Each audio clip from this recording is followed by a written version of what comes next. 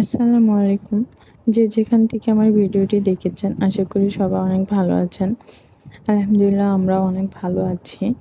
দেশের বর্তমান যে পরিস্থিতি ঘটনাটা ঘটে গেল সেটা নিয়ে আসলে আর ভালো থাকা কারোরই সম্ভব না। তারপর আমাদের ভালো থাকতে হচ্ছে। বিভিন্ন সমস্যার কারণে রেগুলার তো ভিডিও আমি দিতে পারি না। প্রতিদিনই আমি চিন্তা করি যে একটা করে লং ভিডিও আমি আপলোড দেব।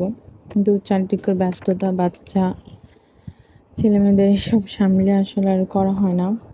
দুজনকে গোসল করিয়ে খাওয়াই দিয়ে তারপর নিজে একটু গোসল করব বা খাবো, এই টাইমটা বের করা অনেকটা কঠিন হয়ে যায় আমার জন্য। তার উপর আবার ভিডিও করা, এডিট করা। যাই হোক, আপনারা আমাকে ভালোবাসা দিচ্ছেন দেখে আমি চেষ্টা করছি দেওয়ার জন্য।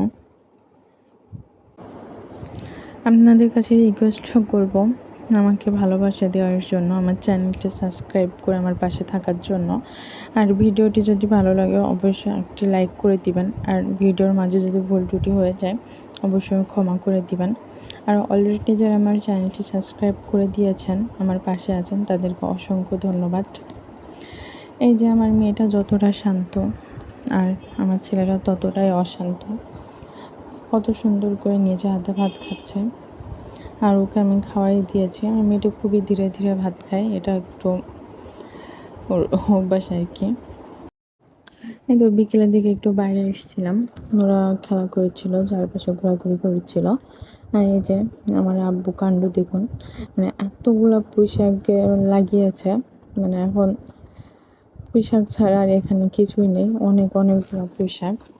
আর সেগুলো তো সকাল বিকাল পানি দিতেই আছে, খুবই পরিশ্রম করছে।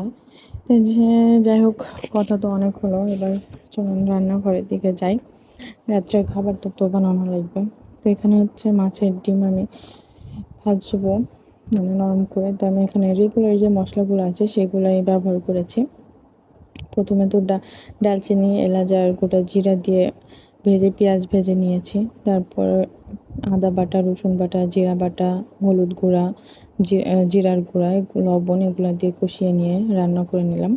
আর এখানে যে আগের দিনের মাংস রান্না ছিল, মাংসটা প্রচুর তেল ছিল, এই কারণে এটা আমি আলু ভেজে দিয়ে দিব।